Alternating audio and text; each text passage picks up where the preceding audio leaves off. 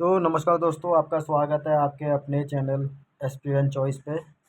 रोज की तरह मैं आपको बताना चाहूँगा idiom and phrases and vocabs के बारे में।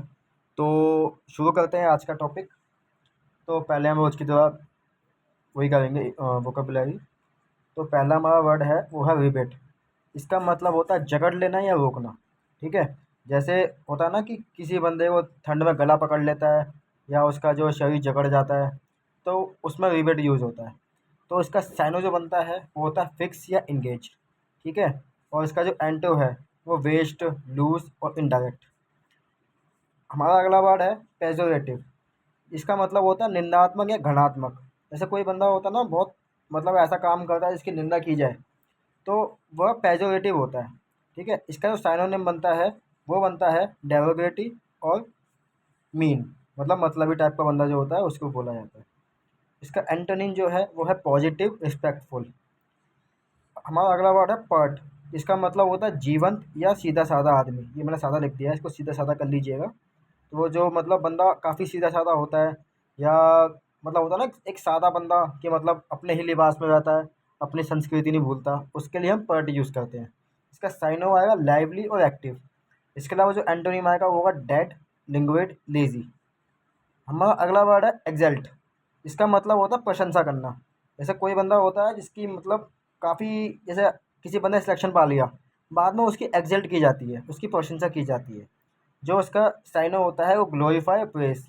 ठीक है। जो ग्लोरीफाई है इसका एक मतलब और होता है पूजा करना। ठीक है। इसका जो अगला इसका जो सॉरी इसका जो एंटोनिम है वो है हम्बल, मिनिमाइज और अवेज। ठीक है। अ, हमारा अगला वर्ड आता है पेंसिव। इसका मतलब होता है चिंताग्रस्त या सॉरी, लिखने होगा आप लोगों को। जिसका मतलब होता है चिंताग्रस्त या विचार मग्न। तो आपको दोबारा बता देता हूँ, एक बार आपने शायद रिकॉर्ड नहीं हुआ हो। पेंसिव इसका मतलब होता है चिंताग्रस्त या विचार मग्न। जैसे होता है ना, कई बंदों को चिंता हो जाती है कि भाई मेरा सिलेक्शन होगा नहीं होगा, रिजल्ट आने के बाद भी डाउट में रहते हैं, तो वो पेंसिव हो जाते हैं। इसका साइनोनिम होगा रिफ्लेक्टिव या थॉटफुल। इसके अलावा जो उसका एंटोनिम है वो है अनरिफ्लेक्टेड और फ्लिपेंट या गूफी। ठीक है। जो चिंता करता है, नीचे होता है, जो होगा देखा जाएगा। इसके अलावा सॉरी हमारा नेक्स्ट वर्ड है रिनाउन। इसका मतलब प्रसिद्धि या आदर। जैसे जो होता है ना रिनाउन, जैसे अगर जैसे मोदी जी हैं, हमारे दुनिया में एक अच्छा काम कर रहे हैं वो, तो उसका जो है ये रिनाउन बनता है। जैसे काफ़ी उन्होंने डेवलपमेंट की है अपने इंडिया के लिए या देश विदेश में नाम कमाया है, तो उन्होंने रिनाउन किया है अपना नाम, उनको बहुत आदर किया जाता है। ठीक है। इसका साइनो बनता है फेम या सेलिब्रिटी। देखो आ गया सेलिब्रिटी, इसका जो है साइनोनिम है। इसके अलावा जो एंटो है इसका वो है एनानोमिटी, शेम, डिसऑनेस्ट, सॉरी डिसऑनर। हमारा अगला वर्ड है आज का लास्ट वोकैब, लेथल। इसका मतलब होता है घातक या जानलेवा। होता है ना किसी ने कोई जानलेवा हमला किया, घातक हमला किया, तो वो लेथल होता है। लेथल वार होता है ना, एक लेथल वार, उसमें लेथल वार के यानी हमने जानलेवा हमला किया। इसका सिनोनिम बनता है फैटल या डेंजरस। अब इसका जो एंटोनिम है वो है wholesome, non fatal, non lethal. यानी से कह सकते हैं हिंदी में आप अहिंसा। चलिए, हमारा अब आता है ईडियम एंड फ्रेजेस। जो हमारा पहला है वो है स्पील द बीन, यानी अनजाने अनजाने में भेद खोल देना। जैसे कोई होते हैं ना कि किसी बंदे का राज छुपा दिया आप लोगों ने, या आपने किसी को दोस्त को बताया होगा, दोस्त काफ़ी ट्रस्टफुल है लेकिन वो बातों बातों में ही उसका राज खुल जाता है, तो वो स्पिल द बीन्स कहलाएगा। जो हमारा अगला ईडियम है वो है cost and arm and a leg. बहुत महंगा होना। होता है ना, जैसे आईफोन है, cost and arm and a leg, एक हाथ पे हम काट के भी आईफोन ले सकते हैं। तो वो उसके लिए ईडियम यूज़ होगा cost and arm and a leg. हमारा जो अगला वर्ड है वो है बी ऑल ईयर्स। इसका मतलब होता है गौर से सुनना। क्लास में होता है ना, कई बंदे बोलते हैं गौर से सुनो क्या बोल रहा है ये, तो वो होता है बी ऑल द ईयर्स, उस पर ध्यान दो, उसको बात को ध्यान से सुनो। हमारा अगला वर्ड है, अगला सॉरी ईडियम है कॉक एंड बुल स्टोरी। यानी कि बेसिर पैर या ऊट पटांग बातें करना। जैसे कई बंदे होते हैं ना बेवकूफ़ से, कई लोग होते हैं जो बेकार की या बिना सिर पैर की बात करके लड़ना चालू कर देते हैं, तो उसको लिए हम ईडियम यूज़ करेंगे कॉक एंड बुल स्टोरी। ठीक है। इसका कोई हाथ पैर से ना हो बात का, बेमतलब है बड़ंगा बनाना, उसे कॉक एंड बुल स्टोरी बोलेंगे। हमारा नेक्स्ट आता है to flog a dead horse, मतलब ऐसा काम करना असंभव कार्य। असंभव कार्य दूसरा भी होता है, जब कल बताया था मैंने आपको। ये असंभव कार्य वो वाला है जो किया ना जा सके, जैसे कोई मरा हुआ बंदा है, उसके लिए तुम शरीर में जान डाल रहे हो, तो वो फ्लॉग अ डेड हॉर्स कहलाएगा। ठीक है।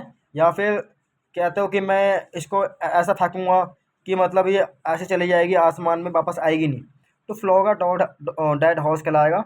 ये बहुत इंपॉर्टेंट है, इसका स्टार मार्क कर लीजिए। ये कई बार आ चुका है, लास्ट टाइम ये किसी उत्तराखंड पीसीएस के एग्ज़ाम में भी आया था, तो इसको आप मार्क कर लीजिए। अगला हमारा है गेट आउट ऑफ हैंड, यानी हाथ से निकलना। ठीक है। जैसे कोई होता है ना, कोई चांस आता है हाथ में कि आप चाहो देना चाहते हो, लेकिन वो हाथ से निकल जाता है, तो उसके लिए हम गेट आउट द हैंड बोलेंगे। हमारा अगला इडियम है bite off more than one can chew, अपनी क्षमता से अधिक कार्य करना। जैसे कोई बंदे होते हैं, जैसे आपने देखा होगा गरीब किसान, काफ़ी मतलब उनका शरीर चलो कमज़ोर होता है, लेकिन वो अपनी क्षमता से ज़्यादा काम करते हैं। 8 घंटे के बजाय वो 16-16 घंटे, 12-12 घंटे काम करते हैं। या फौजी होते हैं, उनकी भी क्षमता से अधिक काम करते हैं वो। तो सैल्यूट है पहले बार ऐसे बंदों को। लेकिन ये जो है इडियम यही यूज़ होगा जो बंदा अपनी क्षमता से अधिक कार्य करता है। जैसे एग्जाम्पल के लिए चींटी, जो अपनी क्षमता से अधिक काम करती है, तो आप इस पे स्टार मार्क कर लीजिए। ये 2013 पता नहीं 14 में आरपीएससी के उसमें पूछा गया था, मेंस में। सॉरी, आरपीएससी नहीं बताया मैंने, किसी स्टेट एग्जाम का नहीं है, उसमें आया था शायद ये। मेरे को कंफर्म नहीं, लेकिन आया जरूर था। आप एक बार चेक कर लीजिए कहाँ पे आया था, आया जरूर था, 100% श्योर हूँ मैं। अगला आता है अ स्टोन थ्रो अवे, थोड़ी दूरी पर।